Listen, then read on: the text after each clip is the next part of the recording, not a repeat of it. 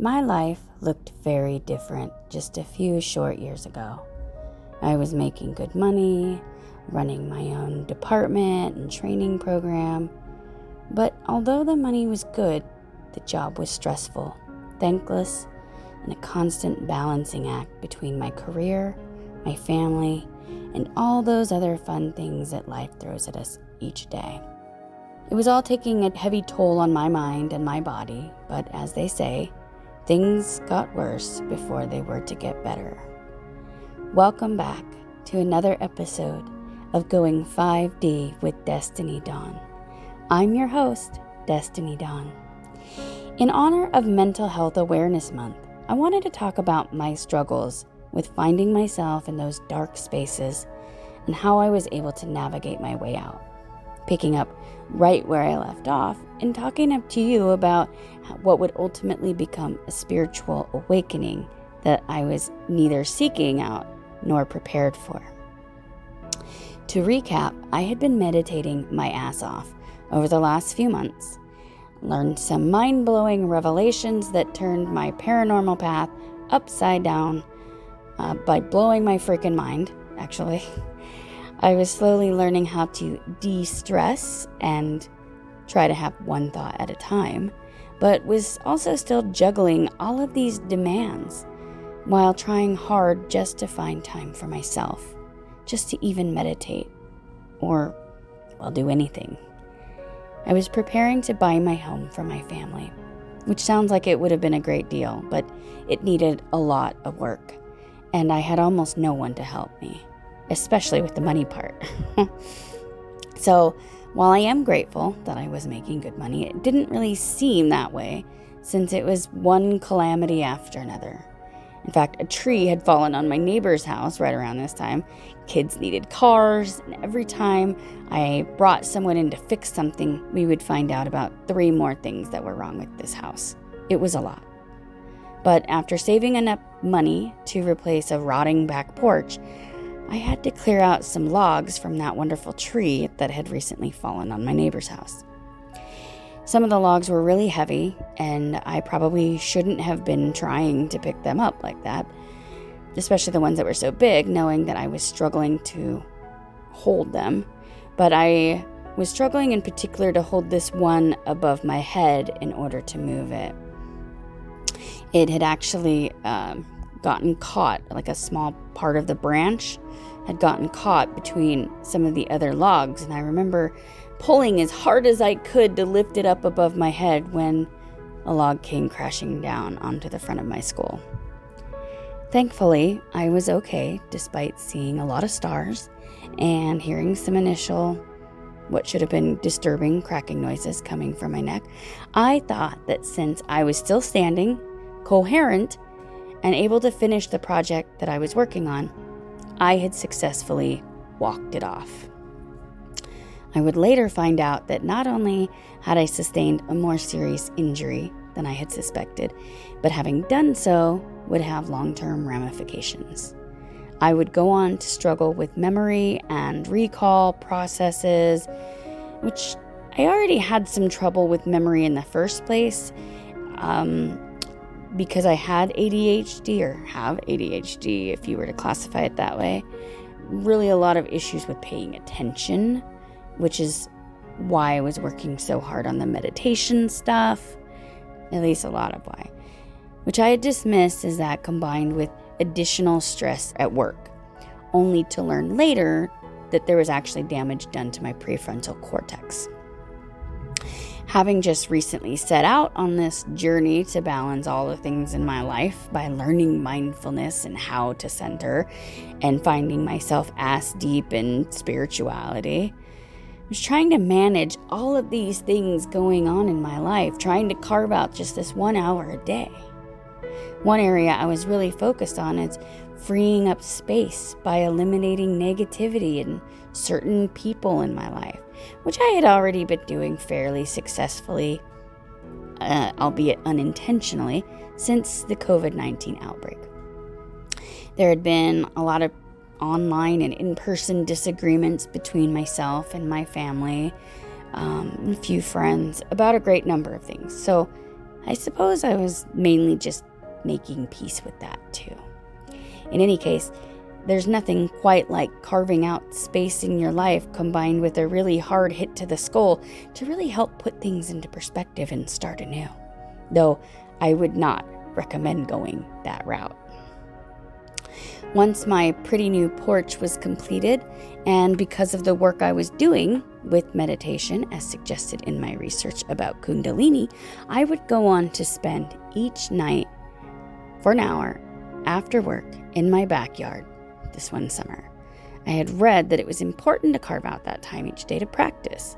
So with the help of an audiobook called Energy Speaks by Lee Harris and the Z's, whom I had learned about from watching interviews with extra dimensionals, I would learn how to release my guilt, anxiety, and depression related to the people I had recently lost or let go of. I worked through a lot of really yucky stuff that summer and would go on to free myself of that burden that I had been carrying around from since I was a child. It felt a lot like therapy, which was funny because going back to the paranormal, I was starting to feel like that was starting to feel like therapy too, especially with one of the cases that I talked about in my recent episode, where we had talked to the family, and like the father who had passed on had a lot of expectations. It was this whole thing, but that paranormal investigation felt a lot like therapy. So this too, mixing in with spirituality, was definitely all, connecting, you might say. It helped me to successfully put things into perspective, though, in a way that felt as though I was finishing out a cycle in my life leading me up to that point. Next, I thought about the kind of people and things that I would want to replace that space with. And it occurred to me that there had always been things that I wanted to do, I said I was going to do, and had never done. Partly because I made excuses. I never had time. Some of them was because I didn't have anything or anyone to do those things with. And then some of them were because of those people that I had let go of. Maybe because they thought some of those things were weird or strange. Some of it was on me because I was nervous to screw up on those things and have them find out about it. I'd always been too proud. That's how I was raised. I let go of all that crap. All that was about to change. By the end of that summer, I was feeling like I was slightly over the unreasonable demands being placed upon me at work, and felt like I had nothing left to prove as far as my career. I had done all of the important things in my career that I had ever hoped to accomplish. Our kids were starting to move away, in some cases back and forth with other parents. We had one left living with us who usually preferred to do his own thing. And that usually left me and my husband alone in our home. So by that time, we had established a pretty solid routine of going to work all day and then hunkering down each night, watching TV, like 7 or 8, making dinner, and then passing out like 9 or 10. Pretty boring, right? But that golden hour that I had learned to set aside for myself, it was so hard to do at first, but it really opened my eyes in so many ways. As self-care, because I was working on shadow work and Kundalini, which talks about self-care. And I had never understood self-care like I learned to understand self-care. And that's why I keep saying self-care.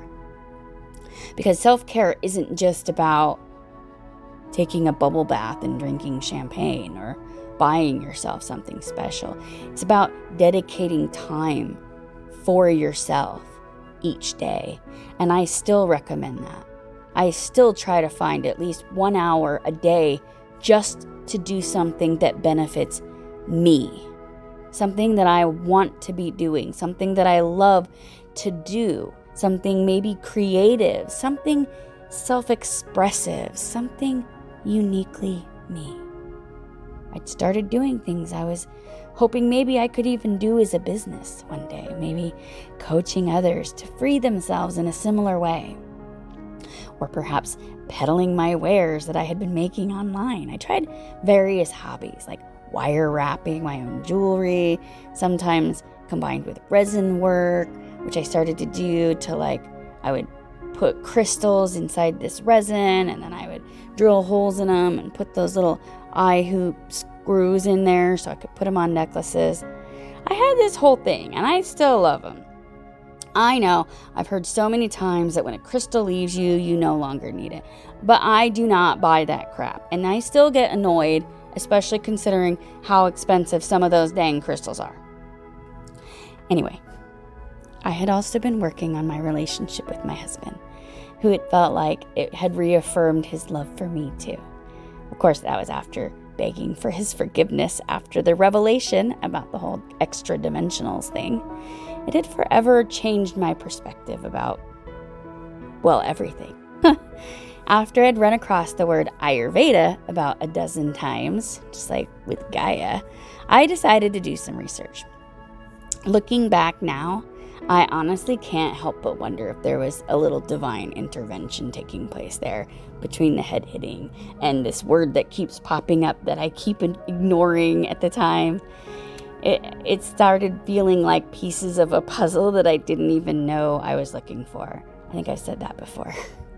But for those of you who do not know, which I did not at the time, damage to the prefrontal cortex can, and in cases like mine, do cause some pretty noticeable issues with short-term memory and remembering of processes. So this was a challenge for me. I really had to dedicate myself because I didn't know that I was recovering from trauma to my head. I could recall my childhood like I always had, but anything that I was learning at the time or trying to was not sticking, which was very inconvenient when you recently learned and helped implement a new, customer record management system, and your job is to support the sales and management teams in effectively using a customer record management system. You're the administrator and helping them to troubleshoot it. It was terrible. I actually thought that my being over having to prove myself, combined with all of these unrealistic demands being asked of me, combined with all of these other stressors, created additional stress that was getting the best of me. By the time that I left my position, turns out that was probably right about my time that for my memory, that it started working again, started to improve. And also that head injury was not the only one. But I'd find that out later. Regardless, I saw an opportunity and took it. Fortunately, I had the means to take some time off and saw that period of time, especially after seeing the doctor, as a sort of respite that I would use to fill my healing mind with all of these things that I had been saying I was going to do, and finally had the time to finish.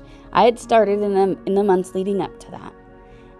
So I was pretty well into doing some of my creative stuff, but that I was only able to do with my 1 hour a night.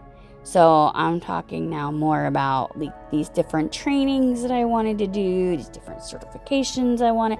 I was thinking at that point, I wanted to get out of what I was doing for work and work for myself. I still want to, but I'm still not there yet, and it's fine. Having gotten pretty good at my crafts and making a few like-minded friends, I was painting and manifesting my ass off. So don't feel sorry for me.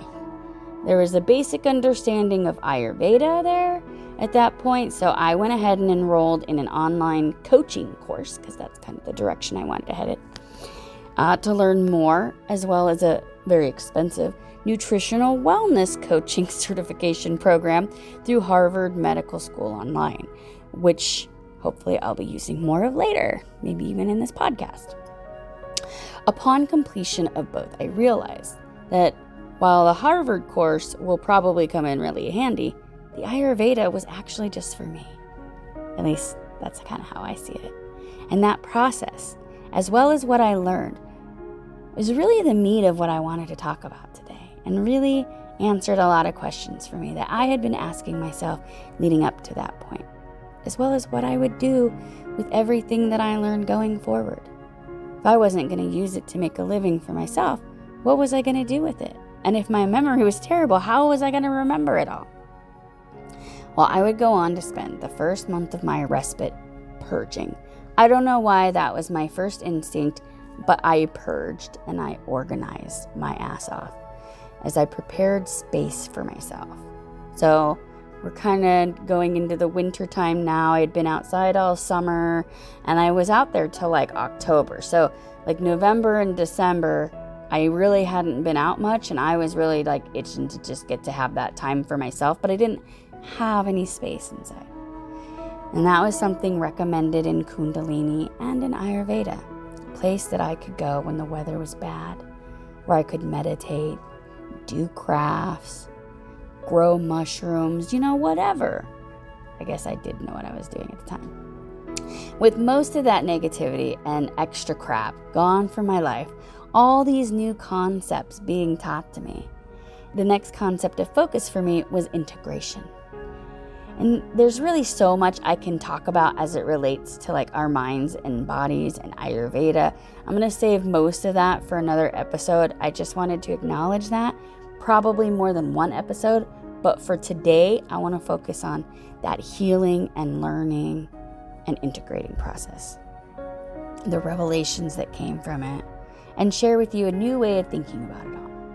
As I had explained in a previous episode, I had learned through meditating about a learning style that I was not familiar with, called kinesthetic learning, meaning that I actually have to do it in order to really ingrain it, which was really convenient for what I was going through and how it all happened, because I realized that I wanted to do these things, but it was only through wanting to do these things that I was able to remember it. Because doing it and repeating it is how we remember how to do things, especially processes. And so it's funny how it all worked out too, because it was a few months before I would really get into doing these things. I ordered some of this stuff online, and then I really got into it right before leaving my job, which is also when my memory started to work again as effectively. So I'm really thankful for how things worked out. Ayurveda didn't specifically teach me about integration, but it did help me in getting there, since no job suddenly freed up a lot of time. It had already been difficult to maintain the routine that I had, so coming up with an entirely new one seemed next to impossible by that point. And we're still in that first month of respite, so I learned a lot about Ayurveda in that time, and Ayurveda talks a lot about that. Another thing it did teach me was that my suspicion in me being a very different person from others was true, in that my natural state was perfectly balanced. Maybe not perfectly balanced, but balanced. So the imbalances that I had been experiencing for quite some time were really more difficult than I had even thought. Before we get to why, let me take a step back and explain the basics of Ayurveda, which is rooted in the belief that the earth, air, fire, water, and ether make up our physical world. Within that physical world, not only are we made up of those things, but that the energies combine in a very specific way when we are born that are unique to us. Think of them as your energetic signature, composed of a mixture that is preset based upon your karma, or the karma that you came in to resolve in your lifetime. That karma is determined by things that happened in previous lifetimes and or will happen in this current incarnation. A concept that is not unique to Ayurveda, though I believe it was passed down from it long ago. Fun fact, the Rig Veda, which is where Ayurveda comes from, is the oldest scripture in the world, dating back to what is believed by most to be at least 5,000 years and is filled with all sorts of useful information. But we'll get back to that later. For those of you who noticed, I have mentioned that before. The 5 elements are represented by 3 constitutions, known as doshas, which all overlap as we balance them in every aspect of our daily lives.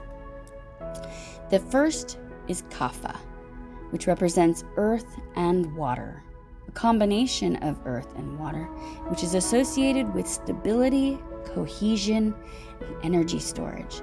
Kapha is also associated with water, energy, love, and compassion. Think anabolic, building up of. When kapha is out of balance, people can become stubborn, depressed, tired, possessive. Some signs of an increase in kapha include heavier body type, lethargy, laziness, excessive sleepiness. Same thing. Constipation, poor appetite, nausea, excessive salivation, diarrhea, and indigestion. I disagree with the diarrhea part though. It's known to be one, but I kind of always felt like diarrhea was more of a vata thing. So moving on. Vata is an energy made up of air and ether, also known as space. Vata is described as cold, light, dry, rough, flowing, and spacious. It's associated with change, mobility, and movement, and is responsible for the central nervous system, respiratory system, and general mobility in the body. Fast metabolism. They're able to quickly break down energy. Think metabolic, right? Like your metabolic processes, it's moving. And then there's pitta. Pitta is the body's heat energy, which is made up of fire and water elements. It's associated with the biochemical metabolic processes that produce energy and heat. Think catabolic, breaking down. Pitta people have a strong metabolism, good digestion. Also, I feel like where diarrhea could come in. Strong appetites. They like plenty of food and liquids. They're movers and shakers. They tend to love hot spices and cold drinks. However, their constitution is balanced by sweet, bitter, and astringent tastes.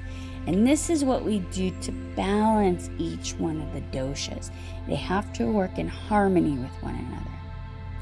Known as your prakriti, your natural state of being at conception, is the core of who you are, whereas your vikriti is your current state of being, comprised of who you are as a result of the conditioning, trauma, lifestyle choices, your dietary choices, and more. I always tried to find balance and believed that I had been sensing I was out of homeostasis for some time. So when I read about this, I was just tingling all over, leading me to the paths that had led me to Ayurveda. I believe 100% there was some divine help there. But considering how rare it is being tridosha, I actually hired an Ayurvedic practitioner to confirm, which they did. While it sounds like something, some might consider special, it's really not in the way that you might be thinking. It's actually a combination of a constant balancing act that just happens to be easier for some than others. It is the best way I can describe it though, but it's not easy. I have a strange theory I hope to prove one day, in that those considered to be tridosha, I have a sneaky suspicion that many of them are starseeds or light workers like myself, since many of us do not carry karma into this lifetime or hold on to it for very long while we're here. And we don't take any of it with us when we go. And when I said easier for some than others, that's what I'm referring to. That We can just kind of let it go. It's easy. And I always thought it was kind of part of being a Capricorn, and maybe it is, but it might take me a while to reach my bullshit meter, top out. But when I get there, I can walk away and not really look back. Do I need to put it in perspective and make peace with it? Absolutely. But I'm usually okay with that pretty quick. And the same thing works with when I need to change my paradigm or see something from a new perspective. When I need to recenter myself, I can. I've always been able to do that. I've always been able to get back to who I really am and be happy, because I don't like being unhappy. And I don't like the way that it feels. Anywho, there's a whole area of study related to Ayurveda, which I encourage all of you to learn about. Although I would highly recommend a simplified course like I did, because the Rig Veda scriptures are so vast that they make the Holy Bible look like a Reader's Digest. Not even kidding. That's why so many people believe that what we know about religion came from the Rig Vedas, and that they existed thousands of years prior to all of them.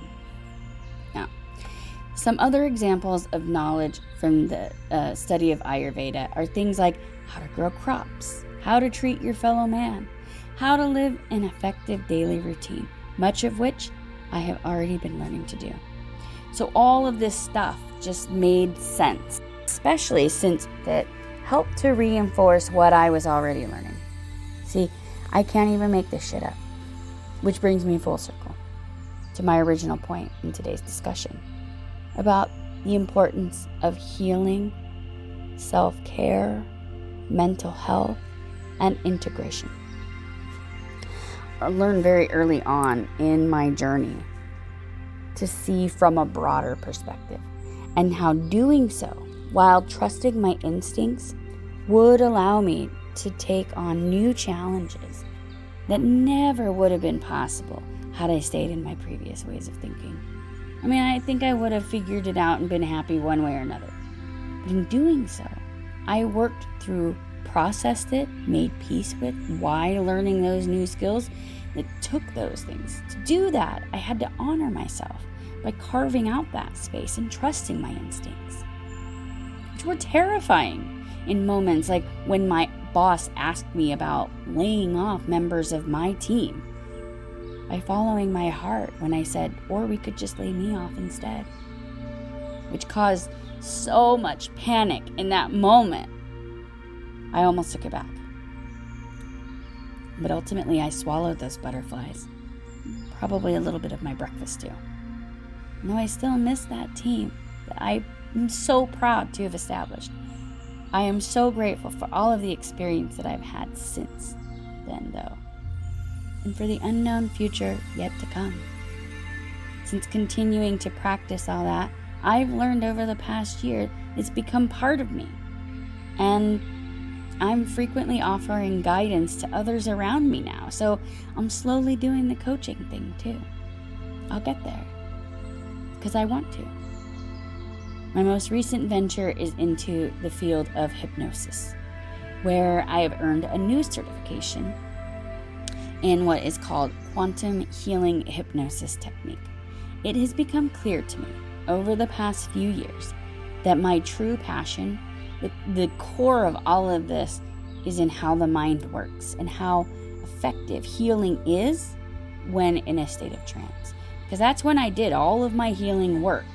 I did a lot of the work when I was conscientiously aware by doing the creative stuff, but I made those breakthroughs while in meditation. Maybe some mushrooms too. But I've come to understand that this process is extremely difficult for many people, which is why so many give up or never try at all.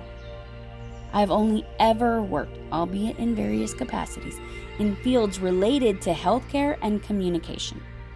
And despite my disabilities, I've carved out a pretty good living for myself. As such, I've chosen to use my gifts, combined with my desire to do what it is I want to do, to love doing my job, my adventurous spirit, to help others while exploring my love for trance and channeling. And in doing so, I know that I can help others clear up blockages that have prevented them from living their best lives and making the most of their incarnation. I believe I have fulfilled any contracts and agreements that were created leading up to this point, and that it was time for a new circle, a new cast of characters to be introduced into my life for me to assist. It's almost like starting all over. I've spoken with hundreds of thousands of people during the course of my career, and I feel like I'm just getting started. I believe that it's important to discuss this, since the lessons that we learn along the way determine who we are as we integrate them into our daily lives. I was just reminded of this last week, every week really, as I watched my grandson, who's learning to walk and talk and all these other amazing things every day. If you really want to see what people, are really like, look at a baby. They're like the perfect blueprint of who we are as humans before we're ever changed by conditioning, lessons, and trauma that we encounter throughout our lives. I watch him as he hears music and he bobs with me, because when I hear music and we dance together, it's fun. So that's what he's been conditioned to do. And it makes me happy because that's part of his, you might call it subroutine. That's going to be a core piece of who he is. He's probably forever, throughout his entire life, going to hear music and bob, which we often all do, unless we're around other people and we think that we're being judged. So I'm going to keep doing it with him in front of everybody. And when we go out to a special place and we hear a good song come on, I have him stand on the table and we just dance. Because I want him to be a happy-go-lucky kind of guy. You don't have to have a nervous breakdown, hit your head, or quit your job to take a step back and assess your life and make changes. I was actually asked just today about how someone could cope with a steady stream of anxiety and trauma. It's not really a simple answer, but I recommended this. Try to close your eyes and imagine your life from your soul's perspective. Just take a moment and try it. Imagine your life from your soul's perspective. Perfectly planned out incarnation that you laid out before you came here, where you intended to experience a number of different things while learning a bunch of different lessons along the way. From this perspective, before being in that moment, to actually experience those things, there was no right or wrong answers. There's no feelings associated with the outcome. Just the milestones that you wanted to assure that you reached before you ended your life. Before your life ended. Would that change the perspective from which you viewed those experiences? You just want to make sure you get there and you cover as many as you can? Might there be a greater purpose for them? What could all that pain and trauma teach you? What has it kept you from doing? And could some of those very painful times have served a greater purpose in changing the direction in which you were headed? Or perhaps replacing something that would not have served you going forward as well? Consider these questions when you're at your lowest, and remember, we are all here for a reason. It is rarely obvious in the moment as to why or what path would be the best. But take it from me, Destiny Dawn, your fate is never outside of your control. But perhaps it isn't always your conscious mind that is making all those decisions. Interesting fact, I was born on December 22nd at 5:30 in the morning in 1978, just before sunrise. Why is that interesting? Because that means that I was born just before dawn on the longest day of the year. Before the sun rose on the first day of Capricorn. Aside from being almost as charismatic as I am strong-willed and determined, I see that as having a great significance in my life, which almost feels like a clue I left for myself to find, holding personal meaning to me, which translates to this: it is always darkest just before the dawn. Something good is always just around the corner. I believe that for me, and I believe that for you too. Humans are known for often having to lose everything before making major positive changes to our lives, or walking away from that which no longer serves our best interest, usually just because we hate being uncomfortable, and I get it. So, in the spirit of positive change, I wanted to close out today's episode with a few Ayurvedic recommendations that I think might help you on your journey. These are tips that I've learned in my journey, as well as some others that I think would be really helpful. The first one is to get up early each day. Now, that might seem like a no-brainer, but in Ayurveda, it's important to align your body to the natural cycles of life. It's a big part of Ayurveda. Going to bed at a reasonable time and waking up at sunrise will help your body stay in tune with nature. It gives you more time in the morning to practice a healthy routine before your daily activities start. This took a while for me to get used to. I was always used to getting up early, but I've been kind of a person that's slow to get going. This one, number 2, I've read from actually a few different sources. When I went plant-based, I heard this too. While Ayurveda advocates for staying hydrated, of course, all day long, it's especially important to start the day with a warm, I know it sounds weird, glass of water. And that helps stimulate the kidneys and the GI and the first bowel movement. Number 3, going to the bathroom. That one's pretty self-explanatory, so I'm just going to leave that one there. They also have this Abhyanga, which is like Abhyanga, I'm pronouncing it wrong.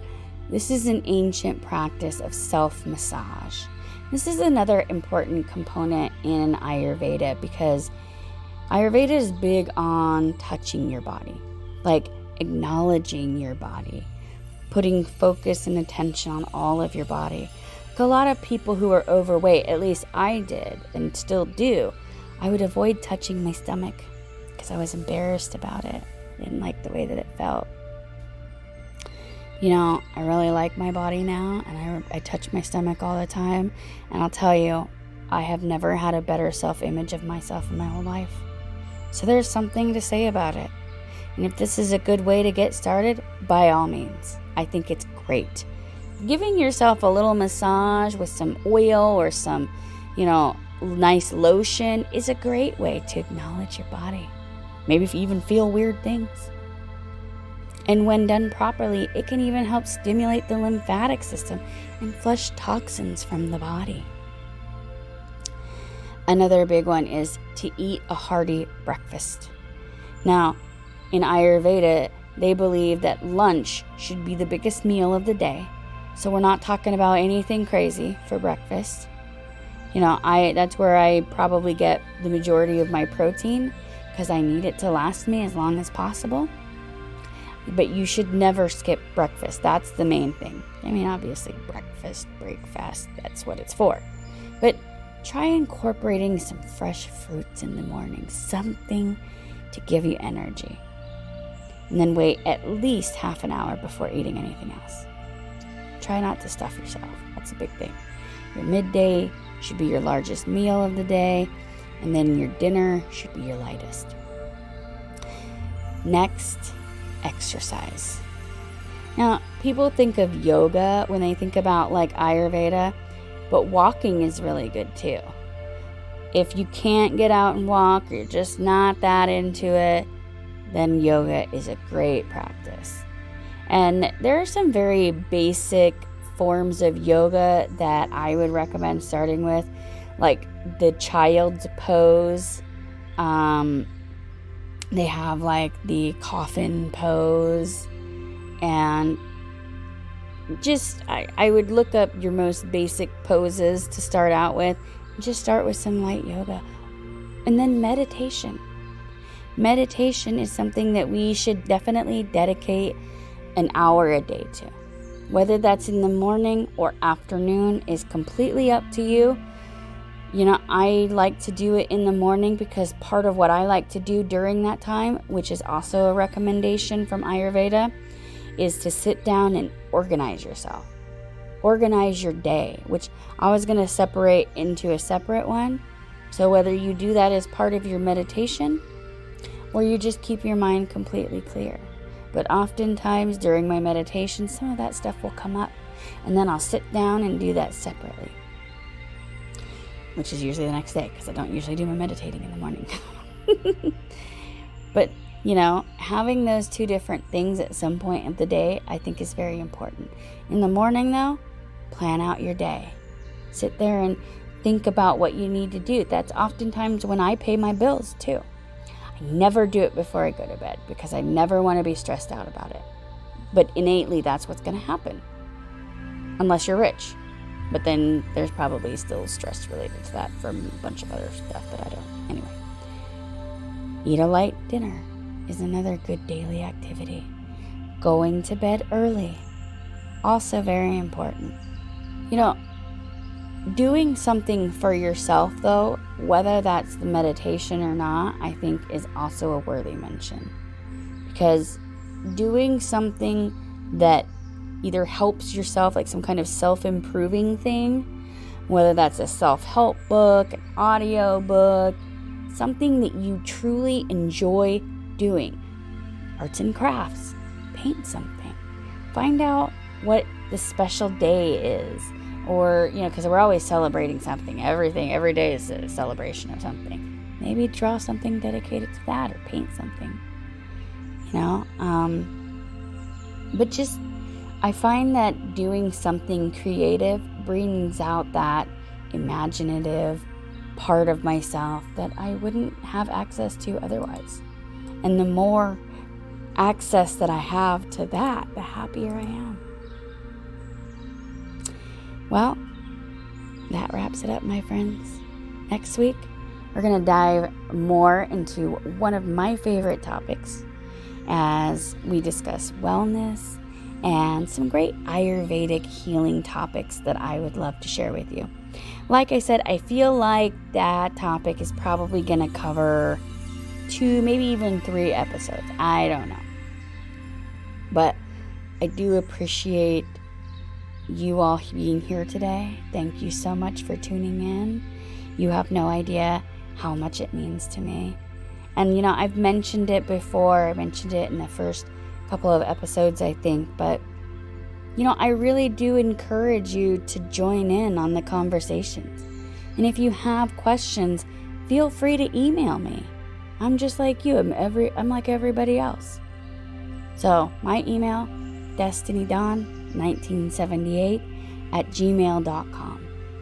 Jump in, ask any questions, join in the discussion. Lots of love to you all. Until next time, namaste.